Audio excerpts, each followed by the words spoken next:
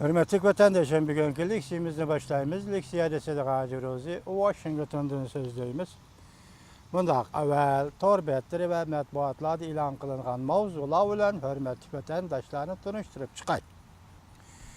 Birinci mavzu, Cungo matbuatları Cungo Hindistan uruş kılıdığan bolsa, Azatlık Armiya Hindistan armiyasını bütünlüğü yoktudu. Mavzulu haber 8. ayının 4. günü Doğu Torbeti ilan kılın. İkinci, Cungo hüccet ilan kılıp Hindistan asker çekindirdi.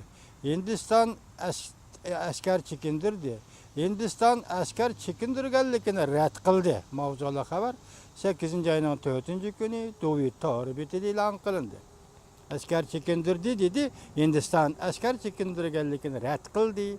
Mavzulu haber 8. ayının 4. günü Doğu Torbeti ilan kılındı.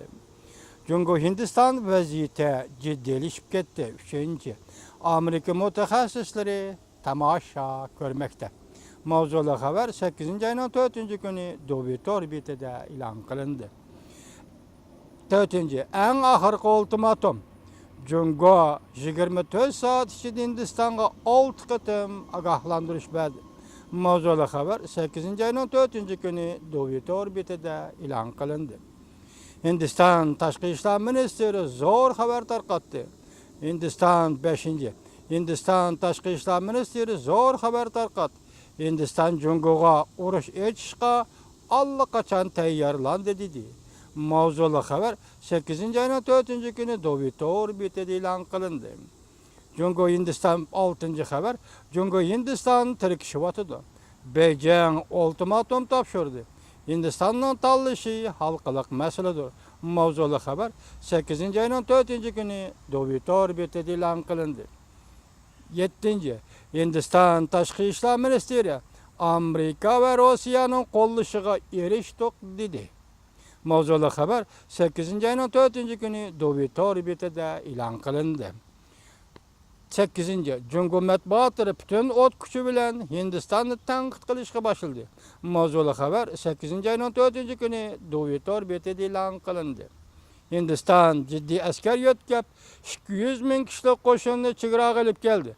Azatlık armiya zor bir türküm kural yarakni chegaraga topladı. Mavzulu Tor filmi 8. ayının 3. günü YouTube'da ilan kılındı. Yuqorqilar endi matbuot torbetlari xabarlarining mavzulari hurmatli vatandoshim. Endi yana bir xabar 2 Mong'olda o'tkazilgan Manbirda 2 Mong'olda Manbir qatnashgan barliq askariy qismlarni Jungo hukumati Tibetga o'tkazdi. Tibetga o'tkazdi degan xabar. O'tkazdi deyli. Endi rasmiy xabarning o'zi kelayli. Prezident Trump yaqinda Jungo qaratgan savdo tadbirlarini e'lon qildi. Amerika Jungo münasebeti belki yamanlaşıp gitedi. Mavzulu haber 8. ayının 3. günü Amerika Ovozning Xitoy tili programmasi e'lon qilindi. Xabar mundaq başlan Washington nurg'unlagan g'arb matbuotlari xabar qilib, Amerika Qo'shma Shtatlari hukumati yaqin kelgusida Jungo qaratgan savdo tadbirlarini, jumladan aqliy mulk huquqini qo'g'dash va bozorga kirish, mushu ikki soha bo'yicha savdo tadbirlarini e'lon qiladi deb ko'rsatdi. O'tgan haftaning oxirida Prezident Trump Twitterda fikr qoldirib, Jungoni Chavshan masalasida hech qanday ish qilmadi deb aybladi. Ve bu ishni yana bir qatim nihoyat zo'r savdo qizil raqam bilan birlashtirib qaradi. Jungoning agentlik Xinhua zarba qaytirib, Prezident Trump kayfiyat bilan ish qilyapti. Ochiqni chiqarishda obyektni xato tanladi deb ko'rsatdi.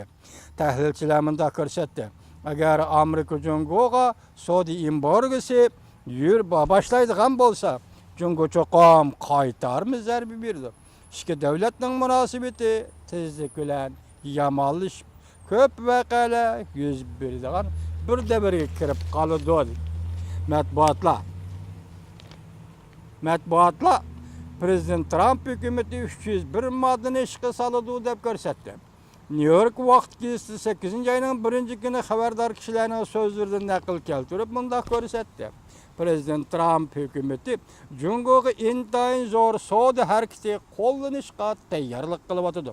Jungo Amerika'nın aqliy mulk huquqiga tajovuz qilganligi va Amerika Jungo bozorga kirishida texnika elib, Jungo bozorlarga kirishni shart qilganligi, Jungo Amerikaning shirkatlari Jungo bozoriga kirishda texnika elib, Jungo bozorlarga kirishni shart qilganligi qatorliq masala asosliq nuqta qilindi. Xabarda mundaq ko'rsatildi.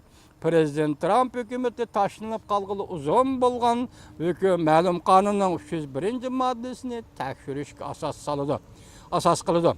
301-modda Amerikada, ya'ni 1974-yil imzolangan savdo qonun loyihasi 301-moddasidir.